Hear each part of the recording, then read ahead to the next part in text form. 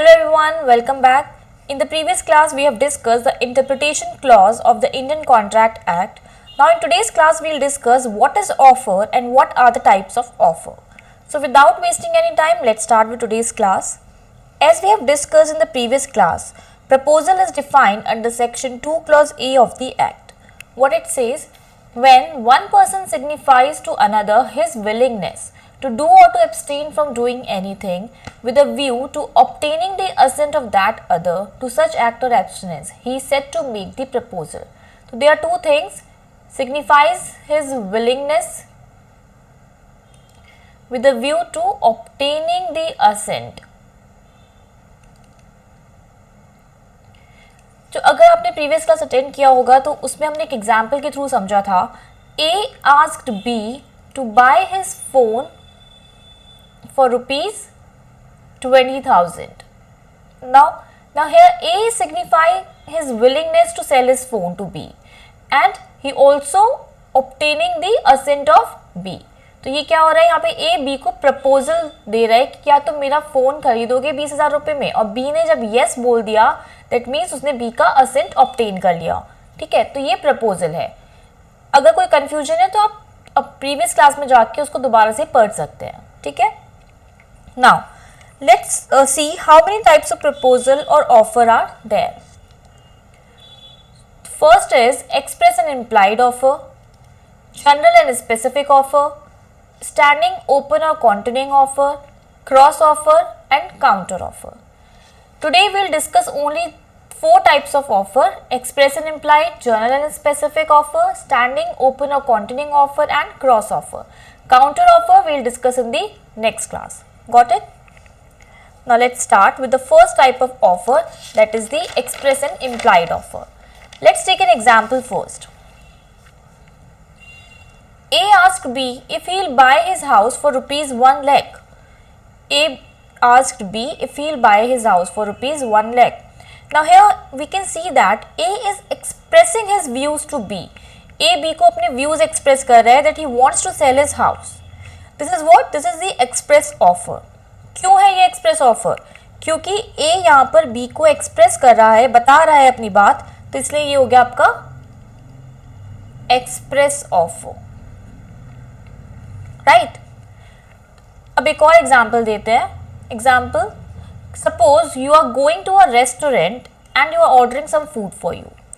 तो what happened in this situation? In this situation this is your legal obligation to pay the bill of your food. Bill of the food you have ordered. जो आपने food order किया है restaurant में जाके, उसका bill pay करना ये आपका ऑब्लिगेशन है. ठीक है.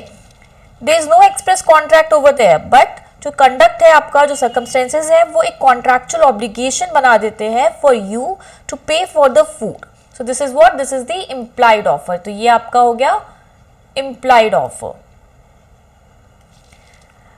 इम्प्लाइड ऑफर ये this is an offer inferred from the conduct of the party. Party के कंडक्ट से इन्फर होता है, उसको बोलते हैं इम्प्लाइड ऑफर. ठीक है. फॉर एग्जाम्पल, सपोज एक और एग्जाम्पल लेते हैं. यू आर बोर्डिंग अ बस. आपने बस बोर्ड करी है. नाउ तो यहाँ पे ये आपका इम्प्लाइड है कि आपको उस बस का फेयर पे करना है. ठीक है. बस कंडक्टर आके बार बार ये नहीं बोलेगा कि टर्म्स एंड कंडीशंस में लिखा था. ये तो इम्प्लाइड है ना, आपने बस बोर्ड किया तो आपको उसका फेयर पे करना है. तो ये आपकी कंडक्ट से इम्प्लाइड है कि आप उसका फेयर पे करेंगे. ठीक है. तो ये हो गया आपका इम्प्लाइड ऑफर.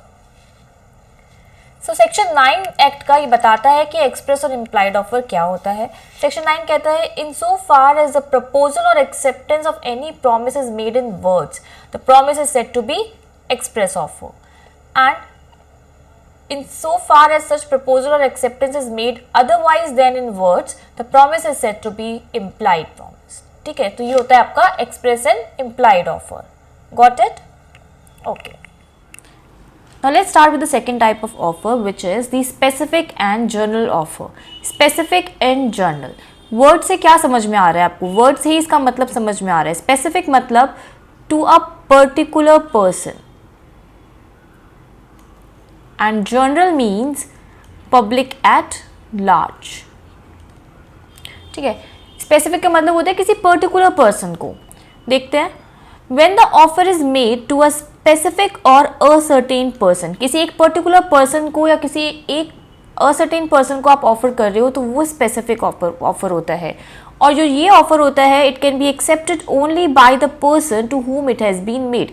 जिस पर्सन को आप वो ऑफर कर रहे हो खाली वही पर्सन उसको एक्सेप्ट कर सकता है, ठीक है। तो ये होता है आपका specific offer. For example, Ram offers to sell his car to Rakesh for ₹1 lakh.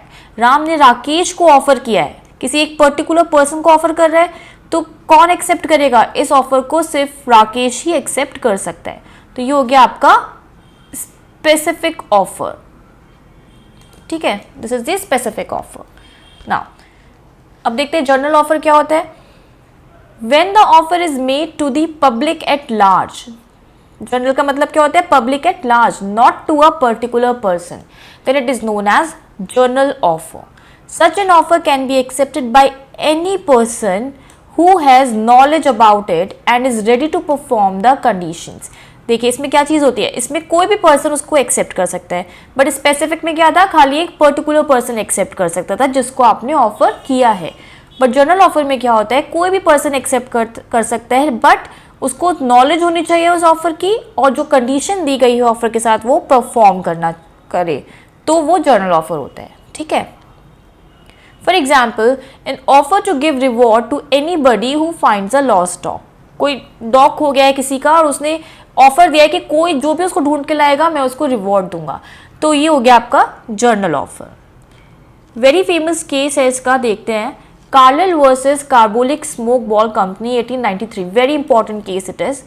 क्या होता है? The defendant advertise their product Carbolic Smoke Ball and said that it is a preventive remedy against influenza and offer to pay ₹100 is reward to anyone who contacted influenza और any disease caused by cold after using the smoke ball in accordance with the printed directions, ठीक है। Plaintiff, after relying on the advertisement, purchased the ball and used the same in accordance with the directions, but she still caught the influenza. Now she sued the defendant and she claimed the reward. What was held? It was held that being a journal offer, क्योंकि ये journal offer था, being a journal offer addressed to whole world had ripened into a contract with plaintiff by her act of performance and thus accepting the offer. Therefore, she was entitled to claim the reward. तो अब उसको reward मिलेगा, ठीक है। तो क्या था इस केस में, क्या हुआ था? डिफेंडेंट ने एडवर्टाइज किया अपना एक कोई प्रोडक्ट जो कि कार्बोलिक स्मोक बॉल है और कहा कि ये एक प्रिवेंटिव रेमेडी है against influenza and anyone after using this ball in accordance with the directions given, अगर कोई भी उसको यूज करता है और उसको इन्फ्लुएंजा हो जाता है या कोई भी डिजीज हो जाती है तो वो उसको ₹100 उसको रिवॉर्ड देगा, ठीक है। अब प्लेंटिफ जो कि मिसेस कार्लिल थी, उन्होंने उसको एडवर्टीजमेंट को पढ़ा, उन्होंने उस पर रिलाई करके उसको खरीदा and she used it in accordance with the directions which was given there, but then also she caught the influenza, ठीक है। उसके बाद उन्होंने डिफेंडेंट को स्यू कर दिया और रिवॉर्ड के लिए क्लेम किया। तो ये हेल्ड किया गया क्योंकि ये जर्नल ऑफर था और प्लेंटिफ ने कंडीशंस परफॉर्म करी है तो वो ऑफर वो एक्सेप्ट कर लिया है और ये एक कॉन्ट्रैक्ट बन गया है, तो अभी इसलिए वो she was entitled to claim the reward, okay. तो this is the case of Carlill versus Carbolic Smoke Ball company. Question कई बार आता है कि जर्नल ऑफर से रिलेटेड केस के लिए, तो वो ये केस आप लिख सकते हैं, ठीक है। There is one another case, Lalman Shukla versus Gauri Dutt 1913। इस केस में क्या हुआ? इस केस में जस्टिस बनर्जी ने कहा कि in order to constitute a contract there must be an acceptance of an offer and there can be no acceptance unless there is knowledge of the offer. इस केस में जस्टिस बनर्जी ने ये कहा था कि कॉन्ट्रैक्ट कॉन्स्टिट्यूट करने के लिए क्या जरूरी है कि आप ऑफर को एक्सेप्ट करो, बट कोई भी ऑफर तब तक एक्सेप्ट नहीं हो सकता जब तक आपको उस ऑफर की नॉलेज ना हो, तो नॉलेज इज मस्ट, ठीक है। तो in this case it was held that since the plaintiff was ignorant of the offer of reward, his act of bringing the lost boy did not amount to the acceptance. क्या हुआ था इस case में? इस case में defendant का जो नेफ्यू था वो घर से भाग गया था, फिर डिफेंडेंट ने अपने सर्वेंट को भेजा उसको ढूंढने के लिए। After the servant has left, the defendant announced an offer to pay ₹500 to anybody who will find out the boy. Now the servant came to know this offer, but after tracing the missing child, वो ढूंढ चुका था, उसके बाद उसे इस offer के बारे में पता चला। When he came to know of the reward, he brought an action against the defendant to claim this reward. But it was held that since the plaintiff was ignorant of the offer of reward, his act of bringing the lost boy did not amount to the acceptance of offer, and therefore he was not entitled to claim the reward. ठीक है, तो इस case में basically ये बोला गया है कि knowledge of journal offer is must. Knowledge of general offer is must. अगर नॉलेज नहीं है आपको ऑफर की, जनरल ऑफर की, तो फिर आप उसको अपने रिवॉर्ड को क्लेम नहीं कर सकते हो. ठीक है, तो ये था आपका जर्नल ऑफर. आई होप आप लोग को समझ में आ गया होगा. ठीक है, चलिए आगे बढ़ते हैं, आगे देखते हैं. The third type of offer is standing offer, open offer और कंटिन्यूइंग ऑफर. क्या है ये? An offer which is allowed to remain open for acceptance over a period of time is known as standing, open और continuing offer. ये तीनों same है. कोई offer जिसको हम अलाउ करें to remain open for acceptance over a period of time, मतलब कुछ टाइम पीरियड के लिए हमने वो ऑफर दिया है, ठीक है, तो वो स्टैंडिंग, ओपन और कंटिन्यूइंग ऑफर कहलाते हैं. For example, a offer to be to supply 1000 bags of wheat from 1st January to 31st December. A ने ऑफर किया बी को कि वो सप्लाई करेगा उसे 1000 बैग्स ऑफ व्हीट 1st जनवरी से 31st दिसंबर तक. ठीक है, in accordance with the orders which may be placed from time to time, मतलब जो भी ऑर्डर्स वो टाइम टू टाइम इस पर्टिकुलर पीरियड, टाइम पीरियड के बीच में देगा वो सप्लाई करेगा. ए ने ये ऑफर किया बी को. ठीक है, तो ये क्या हो गया? ये हो गया आपका स्टैंडिंग ऑफर. केस देखते हैं इसके अंदर. Bengal coal company versus home Wadia and company 1899 का केस है. क्या है? The defendants agree to supply coal to the plaintiffs up to certain quantity at an agreed price for a period of 12 months. 12 months तक के लिए उन्होंने एग्री किया कि ठीक है हम सप्लाई करेंगे कोल. ठीक, प्लेंटिफ ने बीच में कुछ ऑर्डर प्ले किया कुछ क्वांटिटी की कोल के लिए और वो डिफेंडेंट ने पूरा भी करा. देन 12 मंथ्स के पीरियड की एक्सपायरी से पहले ही डिफेंडेंट ने अपना ऑफर विड्रू कर लिया एंड नाउ उसके बाद विड्रू करने के बाद जो भी ऑफर प्लेस किया गया डिफेंडेंट ने वो मना कर दिया कि हम उसको नहीं करेंगे. तो प्लेंटिफ ने डिफेंडेंट को स्यू करा for the breach of contract. It was held that there was no contract between the plaintiff and the defendant and therefore there could be no liability for the breach of contract. ठीक है, तो ऐसा क्यों हुआ? क्यों ये held किया गया? क्योंकि ये बोला गया कि this is there was simply a continuing offer to supply coal. ये एक कंटिन्यूइंग ऑफर था, इतने टाइम पीरियड तक के लिए खुला था और इस ऑफर के लिए they were free to revoke their offer for supply of coal, और वो कभी भी अपने ऑफर को रिवोक कर सकते थे. ठीक है, तो इसलिए कोई कॉन्ट्रैक्ट साइन नहीं हुआ क्योंकि ये सिर्फ एक कंटिन्यूइंग ऑफर था. It was only a continuing offer, no contract, not a contract. ठीक है, तो वो कभी भी उसको विड्रॉ कर सकते थे. Now the next offer is cross offer. Cross offer क्या होता है? When two parties make an identical offer to each other, when two parties make an identical offer to each other in ignorance to each other's offer, they are said to make the cross offer. दोनों parties identical offer कर रही हैं. For example से देखते हैं. A makes an offer to sell his car for 7 lakhs to B. A ने offer किया B को कि वो अपनी कार 7 लाख में उसको बेचेगा. B को नहीं पता A के ऑफर के बारे में कुछ भी, and on the same day B makes an offer to buy the same car for ₹7 lakhs. ठीक है, B को कुछ नहीं पता था लेकिन B ने उसी दिन सेम डे पे सेम टर्म्स में उसकी कार खरीदने के लिए बोल दिया. तो ये क्या हो गया? ये क्रॉस ऑफर होता है. There is no acceptance in this case. इस केस में कोई एक्सेप्टेंस नहीं है, सिर्फ ये ऑफर किया गया है एक दूसरे को. When A and B sent their letters, they did not know about the offer which was being made by the other side. A को नहीं पता कि B भी कोई ऑफर करने वाला है और B को भी नहीं पता कि A ने उसको कोई ऑफर करने वाला है. ठीक है, बट दोनों ने सेम टाइम पे सेम डे को एक दूसरे को लेटर्स भेज दिए ऑफर के लिए. तो यहाँ पे कोई कॉन्ट्रैक्ट उनके बीच में नहीं हुआ है. ठीक है, इसका एक बहुत फेमस केस है टिन वर्सेस हॉफमैन 1873. इस केस में क्या हुआ? A offered to B to sell him 800 tons of iron at 69 per ton, and at the same time B also wrote to A and offered him to buy the iron on similar terms. ठीक है, A ने B को offer किया है और B ने ही same time पे A को ऑफर करा, सेम टर्म्स सेम प्राइस पे. ठीक है, The court held that these were cross offers that were made simultaneously without knowledge of one another and would not bound the parties. This is bound, would not bound the parties. Okay, तो ये आपका होता है cross offer. This is what cross offer. I hope आप लोग को समझ में आया होगा. ठीक है. Now there is one important thing, offer and invitation to treat. ये एक बहुत इंपॉर्टेंट टॉपिक है कि ऑफर क्या है और इन्विटेशन टू ट्रीट क्या होता है. पहले हम एक एग्जाम्पल देखते हैं. एक बुक सेलर है, उसने कुछ कैटलॉग ऑफ बुक्स हैं वो बहुत सारे लोगों को भेजी हैं. ठीक है, एक बुक सेलर ने कुछ कैटलॉग्स ऑफ बुक्स बहुत सारे लोगों को भेज दी. अब आप लोग सोच रहे होंगे कि ये क्या है, what is this, is it a offer to sell all books. क्या ये ऑफर है? चलिए देखते हैं क्या होता है ऑफर और invitation to treat. Sometimes a person may not offer to sell his goods, but he makes some statement or gives some information with a view to invite others to make offers on that basis. जैसे कि पहले example में हमने देखा, book seller ने क्या किया, catalogues भेजी थी. ठीक है, तो ये क्या था, ये ऑफर नहीं था, it was an invitation to offer.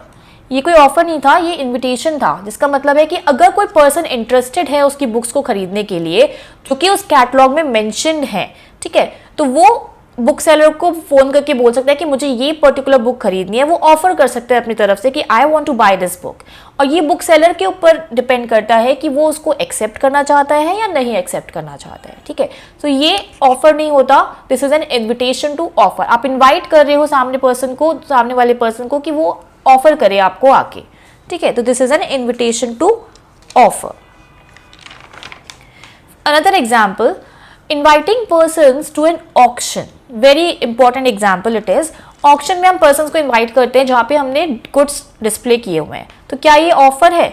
नहीं, this is not an offer. ये ऑफर नहीं होता. ऑक्शन में इन्वाइट करना पर्सन्स को गुड्स, जहाँ पे गुड्स ऑक्शन हो रहे हैं, वो ऑफर नहीं होता.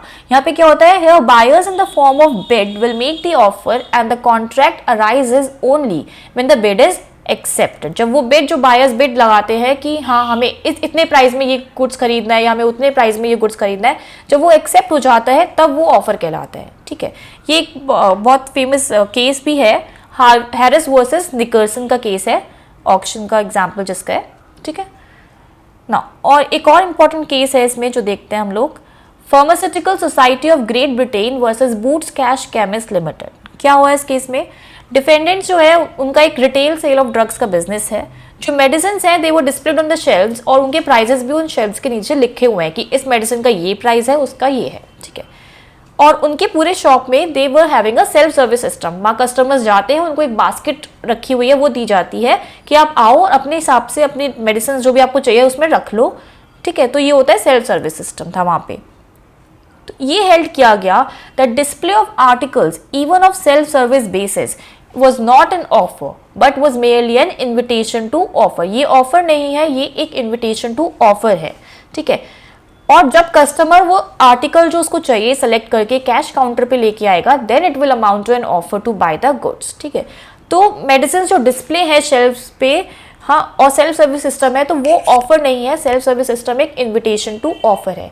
ये केस बहुत इंपॉर्टेंट है, एग्जाम में कई बार पूछा भी जाता है, तो आप इसको अच्छे से याद रखिएगा.